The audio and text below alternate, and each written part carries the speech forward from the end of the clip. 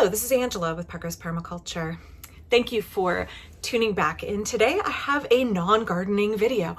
I took a several week long absence where I wasn't really putting out any content, and I told you all when I came back that I owe you an explanation, and so I want to dive into that a little bit today. Now, I recently made a video where I talked about the reality of being wedged in the sandwich generation, where I'm caring for an elderly parent and also teenagers at the same time, and one preteen, 4 kids on the side, ages 11 to 20, and an elderly father here who has dementia and has a complex set of care needs for both his physical person and his finances. And so that's a really taxing time of life. It's a time of life where there is very little left for self-care or hobbies or the ability to kind of rest and recharge, the ability to do many of the things I normally talk about on this channel. And that would be difficult enough if that was all that was going on. But on top of that, in the midst of this, there've been a couple other layers of sadness and stress and complexity that have emerged. So I wanted to talk a little bit about that today. In October, my dad had an episode that landed him in the hospital and in the ICU, and it was a really stressful time. And while he was sitting in the emergency room, my older sister, who had not been feeling well for a while, went and got some tests. And, we had this back and forth conversation in the ER, like, should she delay the test? Because, dad obviously had these immediate care needs. And I said, well, the state of American healthcare is such that if you cancel a test or procedure or imaging that you've had scheduled, you won't get to redo it again for basically months. And you've not been feeling well, you need to go get this imaging done. And so we found out a few days later, as my dad is still in the ICU, that my sister has ovarian cancer, and that came out of the blue. She was not expecting it. Her symptoms were basically like being really tired all the time. Some of you know my mother passed away 2 years ago from primary peritoneal carcinoma. That is basically an ovarian cancer without a primary ovarian tumor. It manifests with just small tumors all through your abdomen, but no primary ovarian tumor. It's the same kind of cancer of the ovarian cancer that my sister has. It just manifests differently. And so obviously, like, that's absolutely devastating news. Now, the good news is my sister caught it very earlier than like 95% of people who have ovarian cancer. She had emergency surgery like a week after her diagnosis and recovered really well from that surgery, and now is going through chemo. She obviously requires a lot of support. Me and my teenagers try and go over and help her. And her ability to kind of split the caregiving obligations with my dad is now like, she no longer can do that, both for her own safety, because when you're going through chemo, you have no immune system basically, and she can't risk getting COVID and flu and RSV and all of these things that are rapidly circulating right now.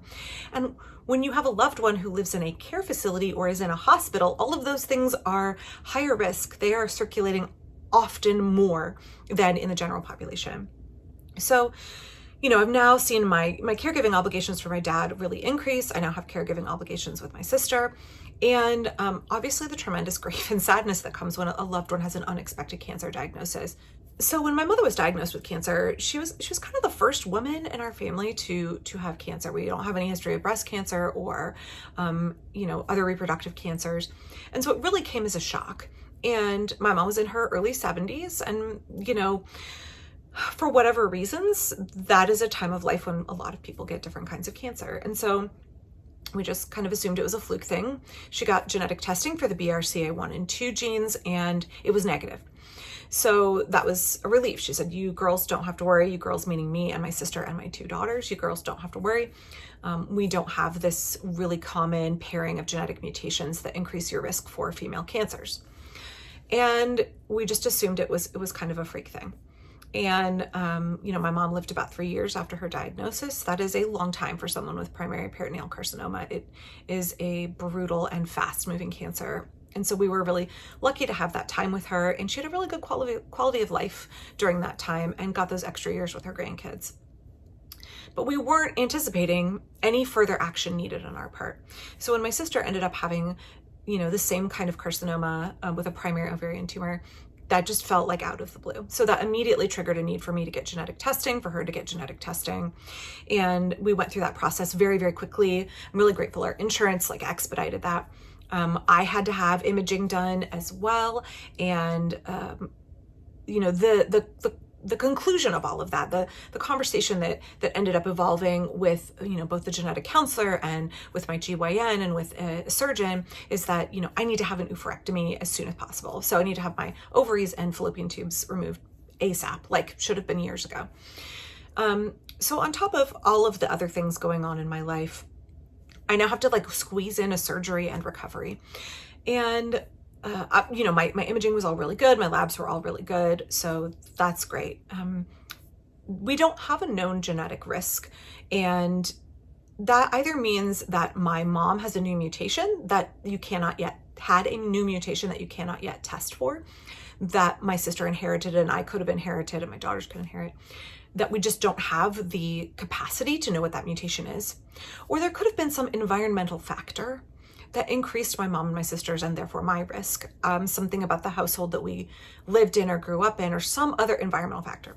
So we don't have a genetic risk that is known for ovarian cancer. What we have is what's called a familial risk, where because I have 2 first-degree relatives who have the same kind of cancer, I now am at a much, much higher risk for developing that cancer. So I think your average, you know, woman in America, her odds of developing ovarian cancer are 1 in 70. And mine could be as high as, you know, like 1 in 15. So I'm on the wait list to get surgery as soon as possible. Ovarian cancer begins in the fallopian tubes. And so you need to have fallopian tubes and ovaries removed. It's about a 2-week recovery.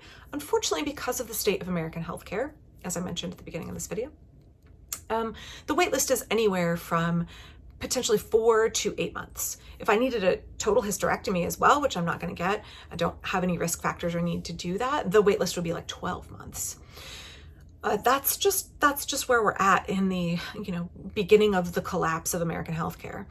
And so I do have to wait. Now I am on a cancellation list. They said I could get notice of less than 3 days that they have a surgery cancellation. And if I'm available, then I will jump on it and get it done. I'm grateful that my husband has some paid leave he can take time off to help me recover. And I'm grateful that I have good health insurance, so this surgery won't be prohibitively expensive, but it is a difficult thing to be dealing with. So you might ask, like, Angela, why would you get surgery when you don't have cancer? This is what is known as being a Previvor, which, you know, it's a term that was coined and you can like it or not like it. I don't love it, but it basically means you're removing surgically the risk of developing cancer before you ever get it. So you are not surviving cancer, you are previving cancer. And there is no screening for ovarian cancer. So for breast cancer, we have mammograms that can screen. For colon cancer, we have colonoscopies that can detect polyps when they're precancerous or just the very beginning stages. 95% of ovarian cancer is diagnosed in stage 4, and your prognosis is, it is terminal. You know, you might say, well, why can't you just get a CA-125? That is the cancer marker for ovarian cancer and for some other cancers. Well, the problem is when your CA-125 starts going up, it's too late. You've already got cancer. Why can't you just have an ultrasound every 6 months? Well, as I said earlier, ovarian cancer begins in the fallopian tubes and lives there an average of 6 years or so, slowly growing before it spreads to the ovaries, where it grows very rapidly. And so by the time it has spread to your ovaries, you've already had cancer for quite a while, and there is no cure for ovarian cancer. There are treatments, but there is no cure. So the only cure is to remove the potentially offending organ before you develop cancer. The sooner the better. Because again, slow growing starts in the fallopian tubes, you need to get it out. So that's what I've got to do. So it's just been a lot of stress dealing with emergency medical crises from my dad, dealing with the news that my sister, who thankfully lives here in town and we can help her, has, you know, cancer that requires surgery and, you know, 5 months of chemo and a lot of care. And then I have to have surgery. And like, how do I, as a caregiver, someone who manages my whole household, manages my 4 kids, helps them with all of their things that they need, manages all of my dad's things and helps my sister now, how do I find time as a caregiver to like be sick or to be recovering from surgery or to be under the, like down and out, right? For any period of time. I mean, like even a day or 2. It's really, really challenging. And it points out to me a lot of flaws in the way that our society is structured, because so many families one person at the center, the mom, the matriarch, is the linchpin. And if something happens to her, who is picking up all of the pieces? Who is now going to juggle all of the balls? You suddenly have a crisis. There are no safety nets or backups built into the system for a lot of families. And the season of life that I'm going through has just really highlighted that for me. Even though I have good insurance, my husband has a good job, I have wonderful supportive kids who all have their own needs and need their own support. I am feeling utterly and completely and totally overwhelmed with all of these things on my plate. And I don't know how other people with fewer financial resources or without a supportive spouse or with, less access to healthcare than me manage it. And also I want to say, I live in a city where I have really quick access to doctors. My sister and I were talking about that. What if we lived in rural Oregon? Every time she needed chemo or when she had surgery or had a medical emergency, we would have to drive hours to get to the cancer center instead of driving 15 minutes. We'd have to book hotel rooms overnight for her. It would be so much more complicated. So I'm grateful for the ways that I have support and that, we will get through this. But I'm also just so frustrated with the way we structure our society, isolating individual families with very little community support and isolating matriarchs, even when they have a cluster of people around them that they're caring for, isolating them in the sense that they don't have a support network, right? If you go to church, you might have a support network there. If you have a mom's group, you might have a support network there. In fact, the other night, one of my friends kind of, said, we're bringing you dinner.